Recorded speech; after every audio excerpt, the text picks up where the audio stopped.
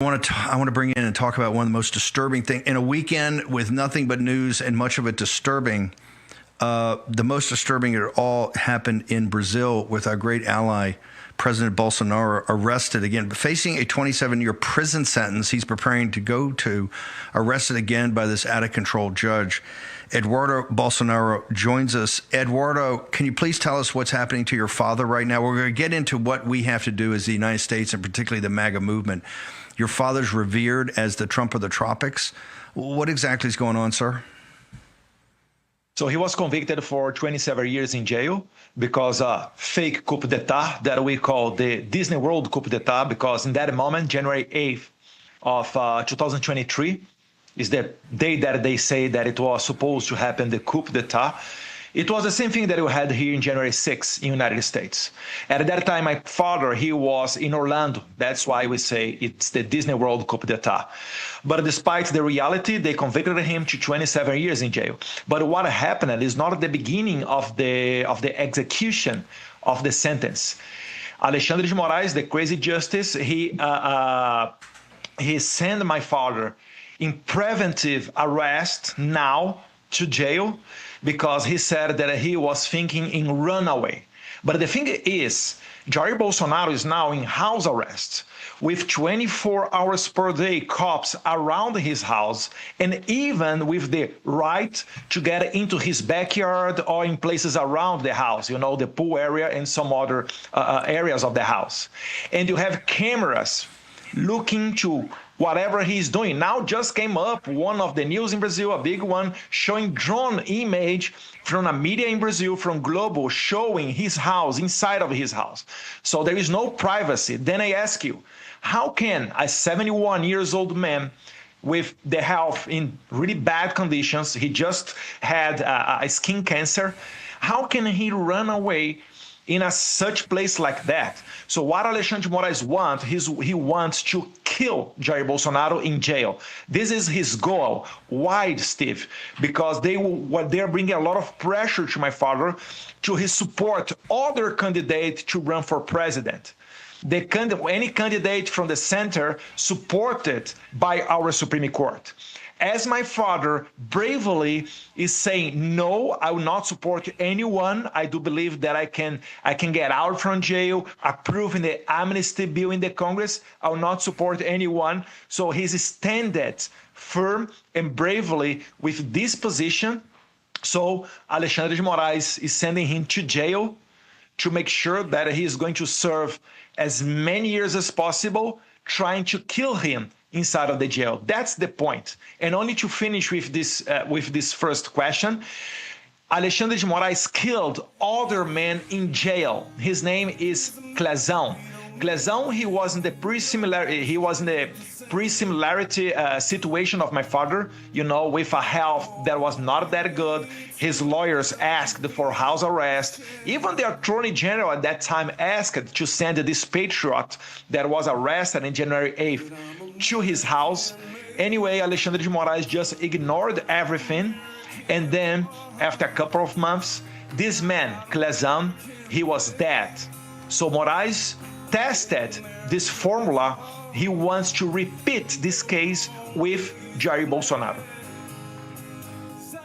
No, he want to get him in prison as soon as possible, make sure he can't run again. I think it's in 26, and have him assassinated in prison. Eduardo, can you just hang on one second? I got a couple other questions. Okay. Eduardo Bolsonaro, just for the audience, let's do a quick reset.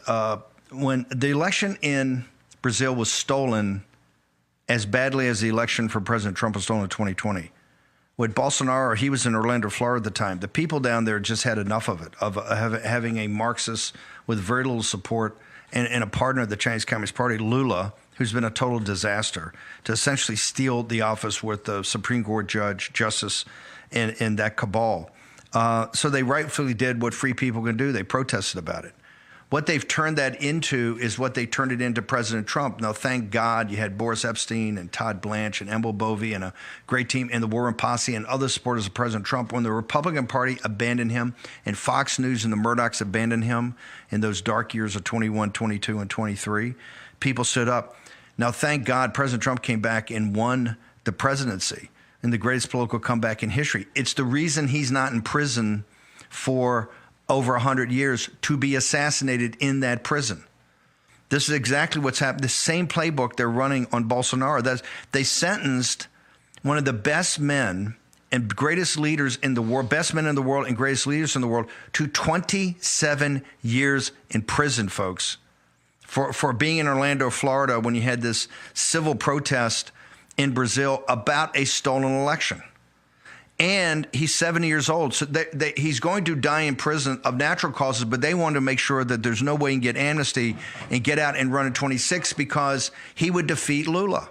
They understand that. That is why they have gone out of their way now to trump up these other charges and get him into prison sooner to be assassinated. Is that essentially the case that is before us right now, Eduardo? Sure, yes, Ben. And even the Supreme Court is so comfortable that they do not hide anymore, that they say we are not going to commit the same mistake that the Americans did, which means they will not allow Jair Bolsonaro to run in the next year election. We will have election for president and Congress in October of next year. So what they did is they speed it up as much as possible to convict Jair Bolsonaro. So there is no connection in their reality. There is nothing connecting my father with January 8 things that happened, and even it's not a coup d'état. Like the narrative of the establishment, they're trying to make us believe that a protest when Bolsonaro was no longer the president and before leave the presidency chair, Bolsonaro appointed the commander of the Navy, the Army, and the Air Force of Brazil, the one appointed by Lula. So with all of that, he sent a little bit more than 1,000 people to the field in a Sunday of January, reminding that January in Brazil is vacation, to do a coup d'etat when no one was there. It's weird. And when we try to have access to the cameras of the local where this protest happened, the Lula government, they just refused. His justice minister, he basically, I don't know what he did, probably deleted all the images. Why? Because with the cameras, we could prove that there was a bunch of people infiltrated there. I'm sure that if you are American, you are probably having a deja vu about your January 6th thing. But this is the excuse that Moraes in the Supreme Court is using to get Bolsonaro out of the way in the politics. And for sure, they're also waiting an opportunity to come after Trump and Trump administration. Maybe now, as Trump is the sitting president, you can think, oh, this Brazilian guy is crazy. But I'll tell you, Elon Musk is under investigation in Brazil. Moraes put Elon Musk in investigation in Brazil. Moraes detained Jason Miller after the CPAC Brazil in 2021, an American citizen. Moraes issued arrest warrant against an American citizen, because she was tweeting things that Moraes didn't like here in U.S. soil. Yeah. So he has no limits. Now, imagine what this man could do together with a radical left government in the United States, with a radical left administration. So they're only waiting to the possibility to do that. I usually say, finishing with this question, Steve, is that it's the same virus that you have in the United States, in Brazil, and some other places in the world. The difference is that in Brazil, we have less antibodies. That's why Trump, for maybe because days or weeks didn't go to jail, and thanks God now he's the president of the United States and changing a lot of things, even supporting us there in Brazil, supporting the freedom cause. But if Trump do not make a successor, if you start losing the midterms next year, things will get really, really bad. And I'll tell you, you Americans, you have nowhere to run away. And it will be very painful, a lot of sacrifice if this scenario arrives. What Eduardo's warning to us is very succinct. These are radicals. You see this in New York City. You see it with the Muslim Brotherhood down in Texas. You see what's going on. They win the midterms, everything changes. And so this is why and they're working together. What is your call to action right now for the American people, Eduardo, in regards to your father? The first thing is Alexandre de Moraes is not acting alone. So I think it would be very good if Trump administration start to evaluate to also bring Global Magnitsky Act sanction other people around Moraes. For example, the Attorney General, Paulo Gonet. I think it would be a very good start. And also to enforce the Magnitsky Act against Alexandre de Moraes, because what the Brazilian press is saying is that the life of Moraes didn't change that much. So it would be a good idea to enforce, the Brazilian banks, the financial system, to make sure that they are accomplishing with the law, with the American law, because other way they could be shut down from the U.S. system. I mean, if you do not follow the American law, you cannot access the American market. I think these two things would be the best things to do right now. And for everybody, speaks about the Bolsonaro case, is also speaks about the future of Trump, the future of the Trump secretary like Rubio, Bessent, and some others, but also your future. Because I'll tell you, in Brazil, they're not coming only after us, they're also coming after our supporters, like common people. Because what these people want, as the history show us, they want to show themselves very, very bad persons. So they would intimidate everybody to do not even post one thing against them. That's how they control a big country like in Brazil. So this is a warning for you.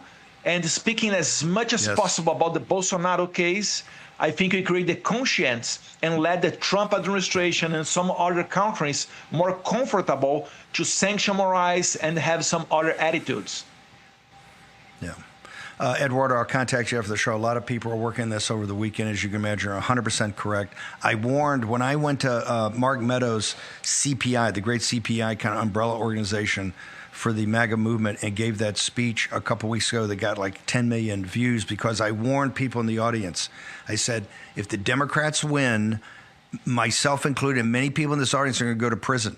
Not that you've done anything wrong. You've just fought for the freedom and liberty in your country. But it's the same thing in Bolsonaro. Bolsonaro is a patriot. 27 years in prison, folks. Remember this, at the age of 70 years old. 27 years in prison for being in Orlando, Florida, when they had a protest down in Brazil. And now they're actually come up with other charges to get him in prison right away because they're too afraid that they're going to get amnesty by the Congress and he can run in 26 because Lula knows he can't win. You can see the polling. Eduardo, what's your social media? We're going to be all over this one, obviously. Where do people go to find out more about you and the righteous cause of the Bolsonaros in Brazil, sir? Thank you for the opportunity, Steve. My social media in general is Bolsonaro, like my last name, SP. On Next, I'm posting a lot in English, but also as well as in Gather and Truth Social. So Bolsonaro SP is where you're going to meet me. Only to finish, Steve, and enjoying the opportunity. In the decision of Moraes that just arrested my father, one point that he wrote is that the house of Jair Bolsonaro is too close of the American embassy. It's about 9 miles from the U.S. embassy there in Brazil. So this is one of the things that he put on the paper that he wrote to justify the arrestment of Jair Bolsonaro. So it shows perfectly that he does not has an excuse to arrest my father, but he's doing that anyway. Thank you, sir. Appreciate you. And we'll talk to you this afternoon after the show. Thank you, Steve.